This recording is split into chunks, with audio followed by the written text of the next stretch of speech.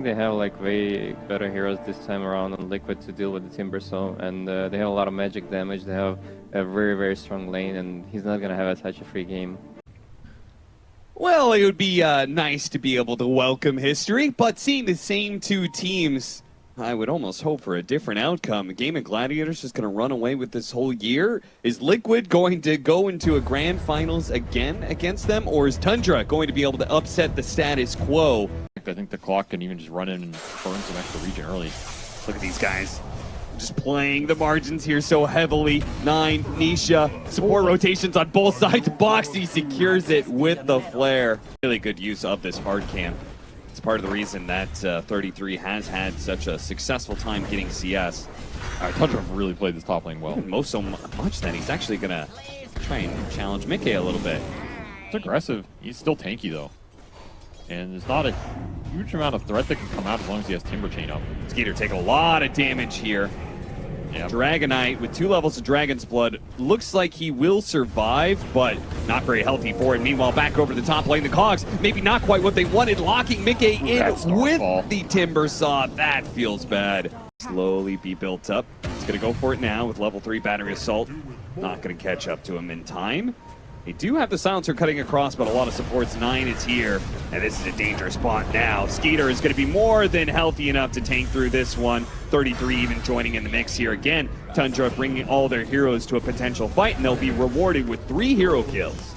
There's going to be a lot of spell damage to deal with. This is a guaranteed fail game. They're going to jump. Going big for 9 here, trying to use that shield rune effectively. 9's pretty tanky, but Nisha's making good use of his mana. He's out of it now, though. The lasso is going to be able to pull him back. They immediately use a black hole to try and stall up Skiter as much as possible, but Nisha cannot follow this damage up very well. One last hit, that'll be enough. Skiter does end up falling, but 9 picks up 1 off of the ult on Insania and comes back in with more damage. That lightning bolt barely off the mark there. Zai turning back around with all these vessel charges. Both the supports are going to be pushed away, but Zai is just casually showing mid. That is not where you can be. Boxi tries to jump in, misses the hook shot off the Eidolon. Zai gonna be into big time trouble. Maybe he can kill the Mirana first before he dies. No, that Thunder God's Wrath brings him down, but a trade off 1 for 1. Timber Chain through is gonna catch Boxi as well, and Nisha cannot stop. That Requiem. A lot of heroes. The Requiem is pretty good, and now the Razes start bringing down the Dragonite. Skiter's gonna fall. 33 is low, but they do manage to burst down Nisha. And now with the lasso onto the SF on top of that, Chakram cut him down. Ultra kill for 9. A shard build. What do you got to do now? The Zeus has a Yasha cap. Oh no, Zai's gonna die again. Oh, he's got Black Hole. Maybe he turns this around actually with the Eidolons out. Got it. There goes the Black Hole. They're gonna lay into the support. Zai is burning. He tries to leave the flames, but he falls to AUI anyway. And it farms very quickly once you have the Manta. I guess it gives them the lane shot that their line is missing. They're Dragon Tail into Arrow, but they went onto a clockwork, and all the damage dealers are right behind him, so this is bad for Skiter. They may need a secondary carry in 9 because at this rate, Skiter dying in every single one of these engagements. Lasso doesn't last long enough. Nisha, dodged its wrath. Dodges from the jump from Nisha, and he has just enough power to be able to kill the bottom, but 9 is still out here, still a menace to Team Liquid. They're going to try and chase him down. Remember, no black hole in this fight because it was used top earlier, so 33, he feels very confident, maybe too confident. Requiem right on top of him. 1 raise, 2 raise, and a 3rd is going to bring him low, but 33 is still alive, but he falls eventually, just kited out for too long. And these Requiems from miCKe, they have an arc lightning spell, but it does do reduced damage. Yeah. Gonna be able to catch 9 here off the global silence, making it harder. They get a 4 staff, but pull him back in. The shield root is doing a lot. Well, and they burst down the Nisha Storm, and Boxi is gonna be victim of this as well. So what a turn, keeping it beyond godlike streak alive for 9. Now Zai is gonna be in some trouble, though turn around, miCKe is here. Dragon Tail instantly put onto him. He does have the Aegis. They gotta be careful fighting this SF. Requiem not as good as the other 2 here, and that's gonna open up something for 33 to go in. You still have to respect Black Hole. The one spell you're worried about on Tundra's side, they got everything else they wanted though. Silver Edge, gotta watch out for that. Break immediately put onto the DK. Frontliners are tanky. Oh, what an arrow!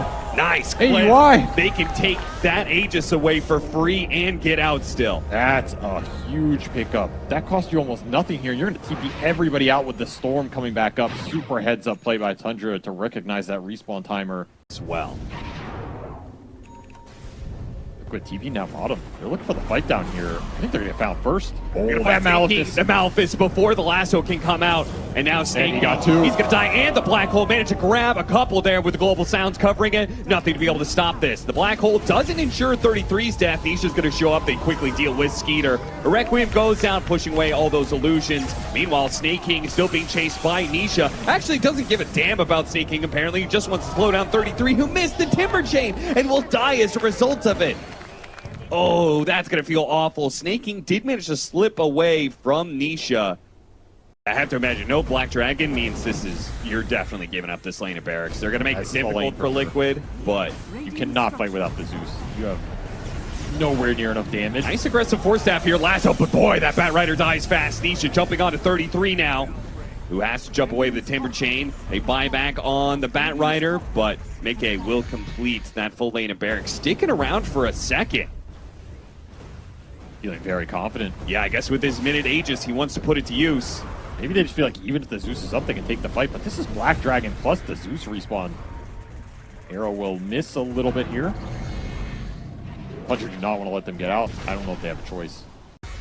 Waiting for a throw to happen. miCKe looking for anybody from Tundra that's going to show themselves. And they do actually push out, get the lasso onto Boxi. So, small little pick here for Tundra, something to work with, and maybe something that will allow them to get out on the map.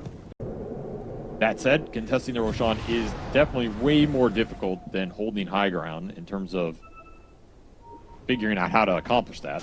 miCKe is going to run through the ward sentry, but they spot 9. Once again, the wards are in the same spots for Liquid and for Tundra, but Liquid are able to take advantage of the ward easier. Tundra, you're going to have to fight through the vision here. Yeah, Liquid are not going to get caught inside the pit. Boxi positioned himself. They jump him for Skiter. Immediately going to be Scythe of Ice, but he is the tanky target. Pops his Manta, pops his BKB. He's okay for now. miCKe actually jumping in pretty aggressively while Zai is being harried constantly by 33. They're trying to deal with that Black Hole threat before it becomes a line. Nisha does manage to get Sneyking while the Black Hole is going to be put to use on 33. miCKe gets on top of him, hits the Requiem with the BKB, and they just landed the Timber Saw. He is tanky as hell, but he'll fall eventually to this overwhelming damage. Meanwhile, 9 is going to die to Nisha. The stun comes out just in time, and 9 stays alive. Also important that he stays up. He is so much of their damage. They're actually doing this. They just got through all of Liquid's ults. The Storm has no buyback. They're going to leave these heroes behind. No, they're actually going to jump in. miCKe went for the kill, and he doesn't quite get it onto 9. Now he's sitting here fighting for his life with the Satanic, but he's got so much damage. The buyback. Scepter buying a little bit of time. 9 has so little resources. Sneyking, another stun, another arrow. Lasso back in. 9, can you do the damage to finish off? Kill a god. To do it now. He's Satanic. They try and fight. No, miCKe's healing up now. 1 versus 4 practically. He needs to get away from this Chakram, though. He's running low on resources in Tundra. They stick with the go down fighting. It brings down Sneyking. If he does, miCKe's fighting for his life, and he will finally fall. But the damage is intense. Instant buy. Insania will try and clear what he can. With Zai coming in through the side, he stops 9 CP away. He gets him with the Malefice. He's gonna fall. Hurricane Pike won't save you now, son. 33. Does have buy if he wants to rejoin this. He could. The Shadow Fiend is returning though. He is, and he's big, and he's bad. He's laying damage in A1. 3, 4, 5 shots. That's all it takes. It'll take plenty more to bring down 33, though. A buyback from 9 now being employed. Skiter over here on the side. That was his buyback too. Cannot afford to die on the Dragon right now. As 5 buybacks committed for Tundra here. He's going to hide off the edge of the map. He's going to look for a Roche steal potentially. This is a bold play. I mean, you got to play for a win here. You got to play for a massive turnaround. Really Nothing would be bigger than taking the Aegis away. God Wrath scouts out the pit. It's going to be a little awkward. The time he's going to be blind for this one. He's stunned, shows up, blinks away. He wants none of that. Hand of Midas on an Eidolon. Skiter, you absolute goon. 33 even tankier now that he's got the Aghanim Scepter, but what if they just ignore him and go for the buildings? Hookshot going to be a little off the mark. They managed to get a decent lasso pull back in, but the Black Hole is over it, and miCKe's fighting. He's got the Requiem out, the heal, but the Zeus, he's doing a decent amount at the same time, but miCKe just gets too much out of all this, and it's still the first life from him. They almost finish him off. He does manage to get the low ground before he dies. Nisha jumps in. He goes for 9, but 9 is able to hop himself away. A little heavenly jump to get out. Nisha and backing out. up, but miCKe going in. Immediately, the Yule Scepter out from 33. He'll deal with the melee, and they jumped onto 9. That's his last life. That is his last life, and he the goes last down life with an for Tundra. 1800 crit from